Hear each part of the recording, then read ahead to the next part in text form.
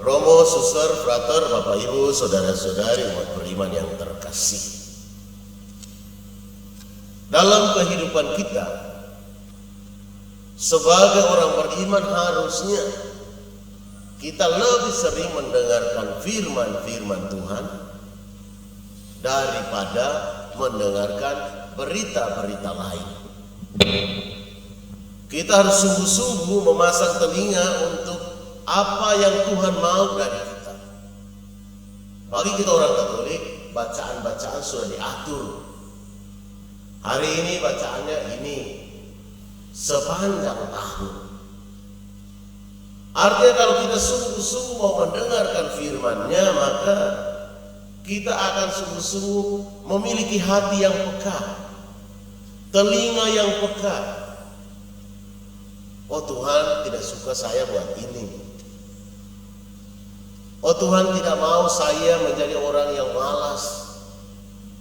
Tuhan tidak mau supaya saya mendidik anak-anak saya dengan manja.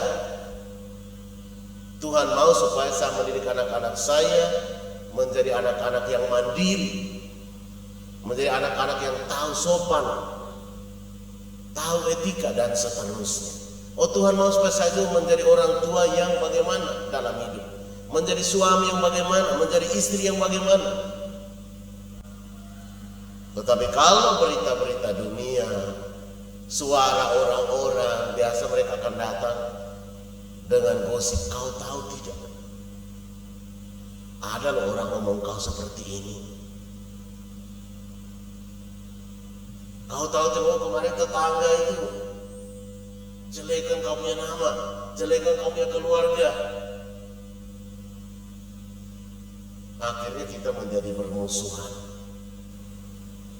Firman Tuhan selalu mengarahkan kita pada hidup yang kekal, kebahagiaan-kebahagiaan yang kekal, dengan prinsip bagaimana kita menata kehidupan saat ini mungkin dengan memikul salib dulu, memikul beban dulu, untuk tujuan kebahagiaan yang lebih pasti besok-besok.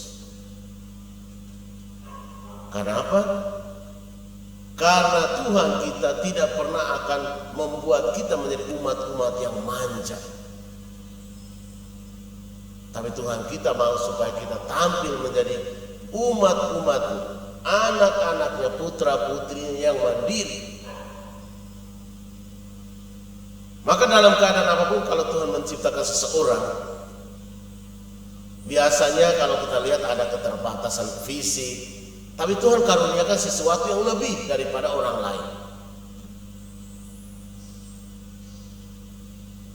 Tuhan tidak akan menciptakan kita dan membuat kita tidak berdaya sama sekali dalam kehidupan, tidak.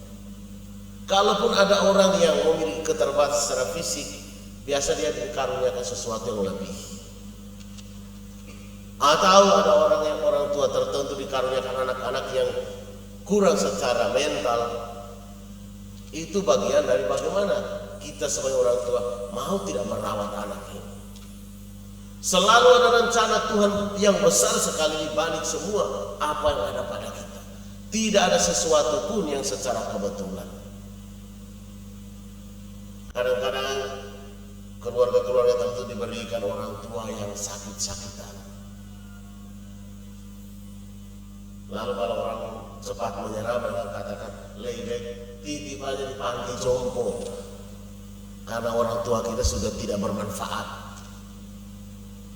Tapi harus ingat, apakah itu kehendak Tuhan atau keegoisan anak-anak saja? Harus ingat bahwa sebelum anak-anak sukses seperti sekarang, orang tua lah yang berkorban banyak. Firman Tuhan apakah mengajarkan kita seperti itu? Orang tua yang sudah tidak berdaya, sudah sakit-sakitan, taruh saja di panti jompo supaya kita bebas, supaya kita tidak beban sebagai anak-anaknya. Apakah Tuhan menghendaki seperti itu? Tuhan minta seperti itu untuk kita? Atau keegoisan kita putra-putri anak-anak saja? Atau ketika anak-anak dilahirkan dalam keadaan cacat, Apakah Tuhan mau supaya anak itu kita gugurkan misalnya, atau kita tidak usah rawat supaya dia mati? Atau anak yang misalnya begitu anak kita perempuan hamil,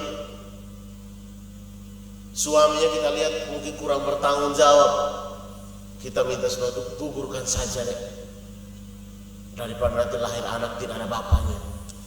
Apakah itu kehendak Tuhan? Atau keegoisan kita saja karena hanya mau menutupi malunya kita? Ataukah justru Tuhan meminta kita untuk merawat anak itu, membesarkannya dengan cinta, supaya walaupun dia orang tua tunggal, dia tidak merasa kekurangan kasih dan sayang.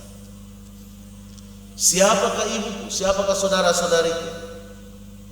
Saudara-saudariku, ibuku adalah orang yang mendengarkan firman Tuhan dan melakukannya. Apakah pagi hari kita mendengarkan firman ini dan kita mau melakukan dalam kehidupan kita? Atau kita masih jauh dari situ? Mari kita bertanya ke hati kita masing-masing, bertanya ke diri kita masing-masing. Sudahkah kita mendengarkan firman dan melakukannya? Semoga Tuhan memberkati kita. Amin.